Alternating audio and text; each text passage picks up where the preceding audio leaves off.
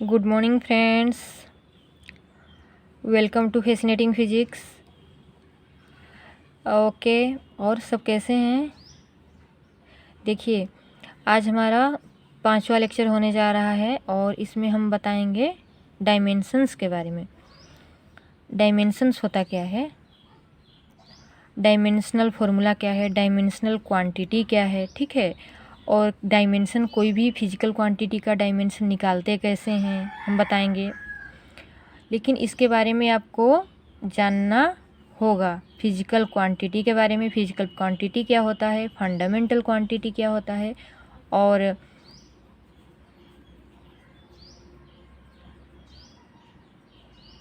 In quantity को कैसे लिखा जाता है।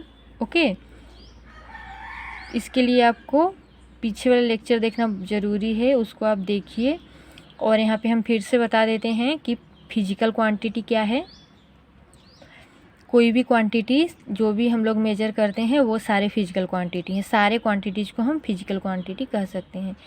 जैसे एरिया हो गया, लेंथ हो गया, मास हो गया, वॉल्यूम हो गया, टाइम हो गया, टेम्परेचर हो गया, एवरी जितने क्वांटिटीज़ हैं सारे फिजिकल क्वांटिटीज़ हैं। लेकिन अब फंडामेंटल क्वांटिटी, लेकिन इनमें से कुछ ही हैं, वो हैं 7। पहले 3 मेनली मास, लेंथ, टाइम को लिया जाता है, और फिर उसके बाद मास, लेंथ, टाइम के बाद और 4 आ जाता है। वो है आपका करंट है, करंट का जो एम्पेयर है, और लुमिनोसिटी, इसी तरीके से और 4 आ जाता है। तो फंडामेंटल क्वांटिटी और फिजिकल क्वांटिटी डिफरेंस पता चल गया। फंडामेंटल क्वांटिटी मतलब सारे क्वांटिटीज, फिजिकल क्वांटिटी मतलब सारे क्वांटिटीज, फंडामेंटल मतलब ओनली 3, मास, लेंथ, टाइम। पहले था 3, अब हो गया है 7। अब देखिए डायमेंशन कैसे निकालते हैं। कोई यूनिट हम लोग निकाल ले, ठीक है। यूनिट कैसे निकालते हैं, कोई भी क्वांटिटी दिया हुआ है, जैसे मान लीजिए हम लोग को कोई भी एक, पहले भी बोल चुके हैं कि एक स्केल दिया हुआ है और उसका हम लोगों को लेंथ निकालना है, तो हम लोग कैसे निकालेंगे। लेंथ निकालने के लिए हम लोग उसका क्या करेंगे, स्केल से मेजर करेंगे मान लीजिए, तो लेंथ निकल जाएगा।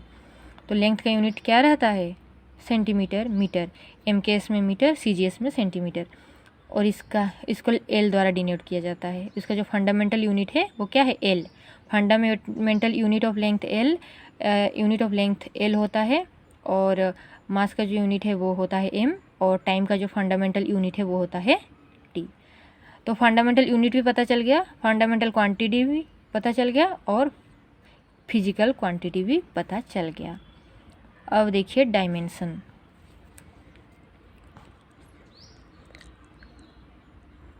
Dimension of a physical quantity are the powers to which the fundamental unit to be raised in order to represent that quantity। देखिए, dimensions of a physical quantity, किसका dimension, of a physical quantity, कोई भी physical quantity का dimension are the powers. Power मतलब 2 है, तो 2 उसका क्या है, पावर है। मतलब समझ में आ रहा है, पावर। जैसे 2 तो यहाँ पे 2 क्या है, पावर है। इसी प्रकार डायमेंशंस आर पावर्स, किसका power, power to which the fundamental unit, किसका पावर, फंडामेंटल यूनिट का power, to be raised in order to represent that quantity.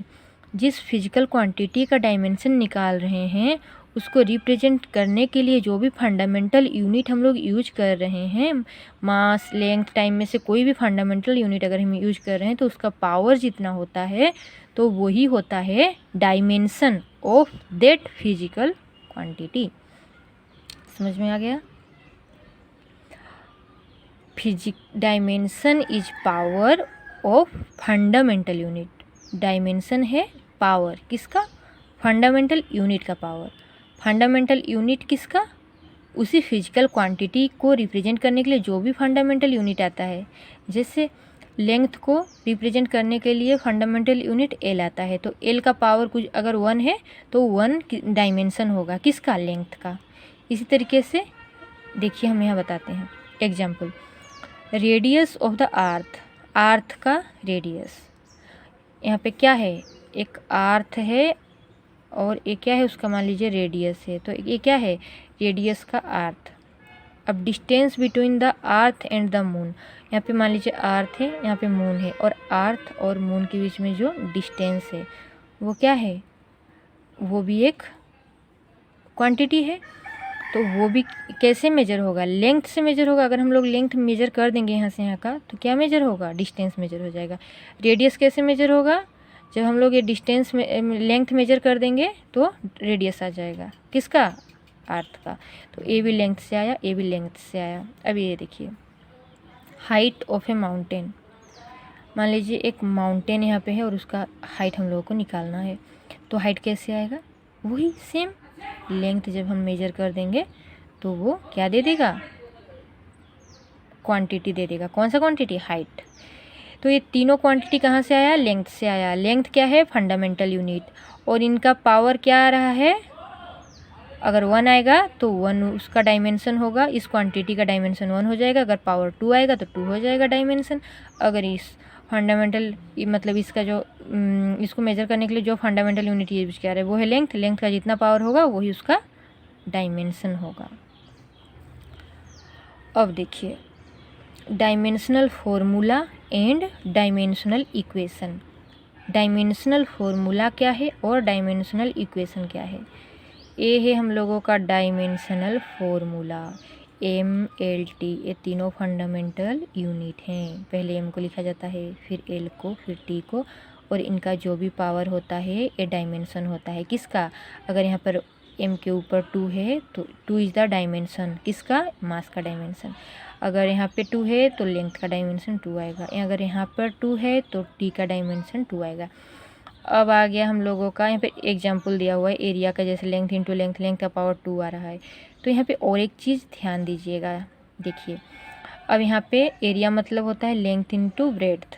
Length, ये तो लेंथ का फंडामेंटल यूनिट L आ गया, ब्रेड्थ का फंडामेंटल यूनिट, ब्रेड्थ कैसे major किया जाएगा, लेंथ से, तो इसका भी फंडामेंटल यूनिट L होगा।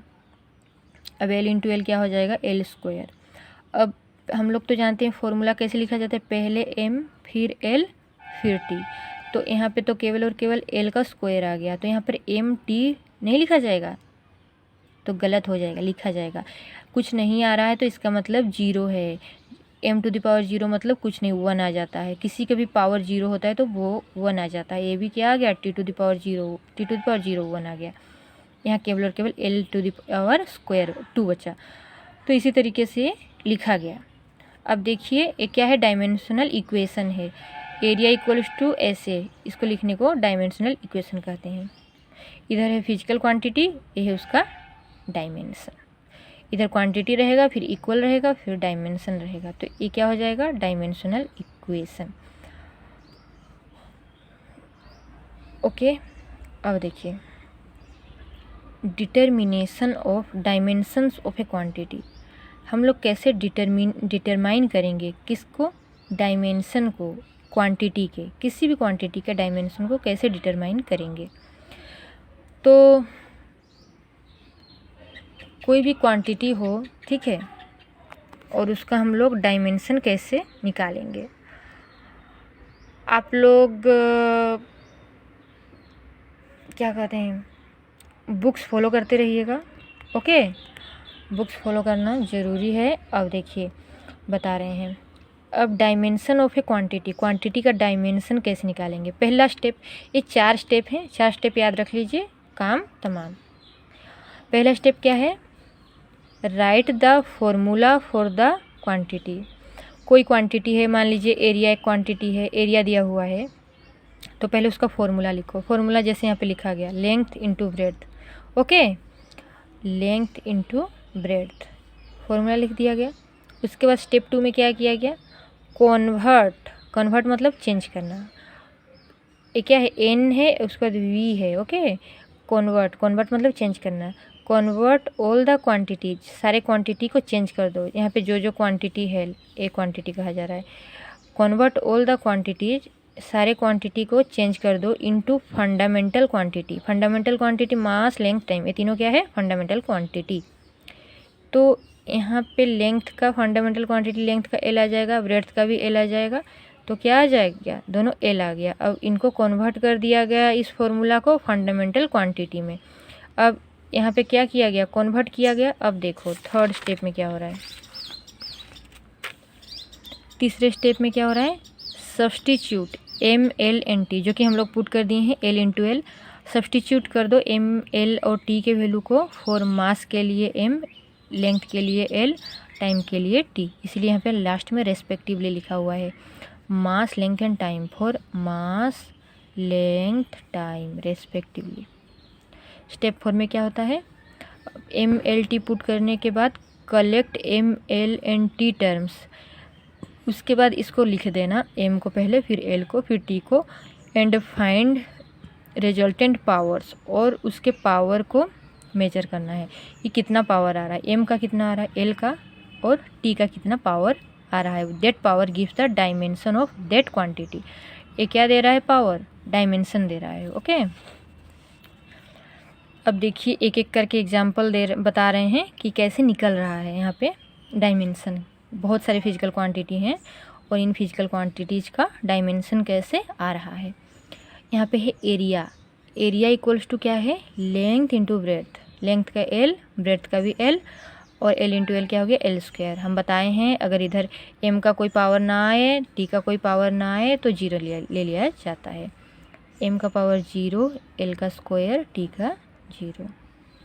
अब देखिए वॉल्यूम, कोई भी मान लीजिए एक स्फीयर है, स्फीयर का वॉल्यूम निकालना है तो क्या करना पड़ेगा, लेंथ इंटू, मान लीजिए कोई एक क्यूब है, क्यूब का वॉल्यूम कैसे निकलेगा, length into breadth into thickness. जब हम लोग लेंथ को मल्टीप्लाई करेंगे ब्रेड्थ के साथ, थिकनेस के साथ, तो क्या आ जाएगा, वॉल्यूम आ जाएगा। लेंथ को कैसे मेजर करते हैं, लेंथ से, ब्रेड्थ को भी लेंथ से, थिकनेस को भी लेंथ आएगा, तीनों का length, length into length into length. Okay इनका फंडामेंटल यूनिट क्या आ जाएगा, तीनों का लेंथ आ जाएगा, L L into L, L cube आ जाएगा। यहाँ कुछ नहीं है एम का, यहाँ टी का भी पावर कुछ नहीं है तो पावर 0 आ जाएगा, एल का पावर 3 आया तो 3 लिखा गया। Okay this is fundamental, this is physical quantity, this is dimension of that quantity. 3 is the dimension of length, 0 is the dimension of mass, 0 is the dimension of T. 0 किसका dimension है, मास का, और यहाँ पे 3 है डायमेंशन ऑफ लेंथ, लेंथ का dimension 3 आया, time का डायमेंशन 0 आया। अब देखिए वेलोसिटी, वेलोसिटी क्या है, डिस्टेंस बाय टाइम। डिस्टेंस को कैसे मेजर करते हैं, length, fundamental unit length. Always quantity का फंडामेंटल यूनिट में कन्वर्ट करना है। एक क्वांटिटी है और इनको फंडामेंटल, सेकंड स्टेप यही ना बोल रहा है कि क्वांटिटीज को फंडामेंटल यूनिट में कन्वर्ट करना है। डिस्टेंस फंडामेंटल क्या है, क्वांटिटी है, और इसको हम लोग कन्वर्ट कर दिए फंडामेंटल यूनिट में। डिस्टेंस को मेजर करते हैं लेंथ से, टाइम को टी से, एल टी। अब देखिए जो नीचे रहता है वो ऊपर जाता है, तो यहाँ पे पावर कितना है, टी का पावर कुछ नहीं है तो मतलब 1 है, और ऊपर जाएगा तो टी का पावर कितना आ जाएगा, -1। एल का 1 आ गया, टी का -1 आ गया। इधर मास रहता है, पहले मास, मास में कुछ नहीं है, इसका मतलब मास का पावर कितना आ गया, 0 आ गया। अब देखिए एसेलेरेशन, एसेलेरेशन क्या होता है, वेलोसिटी बाय टाइम। अब वेलोसिटी का ऑलरेडी निकाल चुके हैं डायमेंशन, तो हम लोग डायरेक्ट पुट कर देंगे। यहाँ पर m का 0 है इसलिए नहीं लिखेंगे तो भी चलेगा, इसलिए यहाँ पे लिख दिया है। अगर लिखेंगे तो भी कोई फ़र्क नहीं पड़ेगा। मान लीजिए आप लेके चलिए m0l t-1 बाय टाइम का t आ गया, तो m0 यहाँ पे रहा, तो यहाँ पे वही m0 आ रहा है। l क्या होगा, l⁻1 होगा, t⁻1, a t ऊपर जाएगा तो -2 हो जाएगा, -1 इसका -1, -2।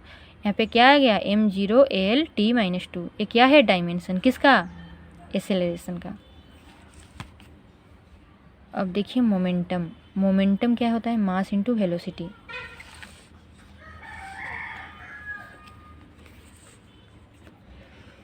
मास का m, वेलोसिटी का डायमेंशन हम लोग निकाले हैं, वो है l(t-1), जो हम लोग मल्टीप्लाई कर दे क्या आ गया, m का 1, l का 1, t का -1। ये डायमेंशन ऑफ मोमेंटम। इसी तरीके से वर्क, वर्क का डायमेंशन, वर्क क्या होता है, फोर्स इंटू डिस्प्लेसमेंट। फोर्स का डायमेंशन क्या हो गया, ml(t-2) इंटू डिस्प्लेसमेंट का डायमेंशन l आ गया। अब यहाँ पे क्या होगा, m, l का क्या हो जाएगा, 1, 1, 2 ऐड हो जाएगा, t का -2 रहा। अब देखिए एनर्जी का डायमेंशन, अब निकाला नहीं गया एनर्जी का डायमेंशन, क्यों? क्योंकि energy and work are same quantities, energy और ए वर्क जो है ये दोनों सेम क्वांटिटी हैं, so dimension of energy and work are same, इसीलिए एनर्जी और वर्क का डायमेंशन क्या हो रहा है, सेम आ रहा है। उसके बाद काइनेटिक एनर्जी का क्या होगा, हाफ mv² होता है काइनेटिक एनर्जी। देखिए अभी आप फॉर्मूला पढ़ते जाइए काइनेटिक एनर्जी का, चाहे वो वर्क का हो, जैसे वर्क का, या फोर्स इनटू डिस्प्लेसमेंट, जैसे वेलोसिटी तो आप लोग पढ़े ही होंगे। आगे हम लोग डिटेल में पढ़ेंगे वेलोसिटी के बारे में, काइनेटिक एनर्जी के बारे में, एनर्जी के बारे में। तो अभी जो फॉर्मूला है वो आप याद कर लीजिए। काइनेटिक एनर्जी का फॉर्मूला है हाफ mv²। हाफ जो है वो आप काउंट मत करिए, केवल और केवल यहाँ पे क्वांटिटी देखा जा रहा है। ये एक मास एक क्वांटिटी है, वेलोसिटी एक क्वांटिटी, इसलिए ये दोनों लिया जाएगा। ओके, मास का क्या है 1 आ जाएगा। वेलोसिटी का हम लोग को पता है LT-1, पहले निकाल चुके हैं इधर वेलोसिटी का। देखिए वेलोसिटी का यहाँ पर LT-1, m का जो है वो काउंट नहीं किया जा रहा है क्योंकि 0 है, इसलिए नहीं लिया जा रहा है। यहाँ पे लिख दिया गया वेलोसिटी का LT-1, ऊपर पावर 2 है तो 2 डाल दिया गया। अब यहाँ पे क्या हो जाएगा, m का 1 रहा, l का 2 आ जाएगा, l² हो जाएगा, और T⁻⁻1 है इसलिए T⁻⁻2 आ जाएगा।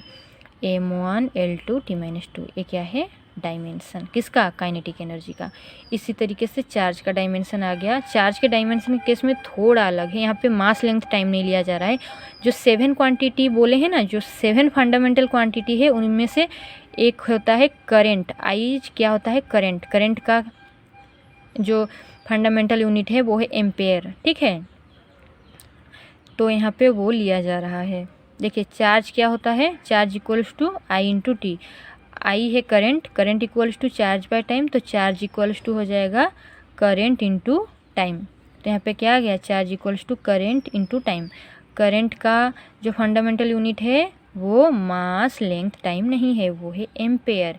वो लिखा जाता है कैपिटल ए से डिनोट किया जाता है, वो है ए, और टाइम का हो गया टी, a⁻1 t⁻1। यहाँ पे मास नहीं आएगा। ओके,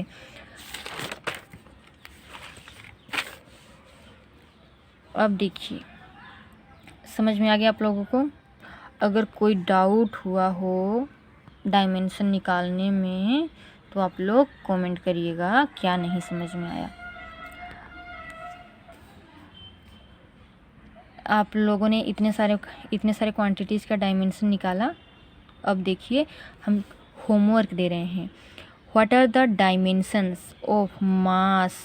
मास का ही केवल और केवल डायमेंशन निकालना है। ओके, मास का, किसमें, एनर्जी के डायमेंशन में मास का डायमेंशन कितना है।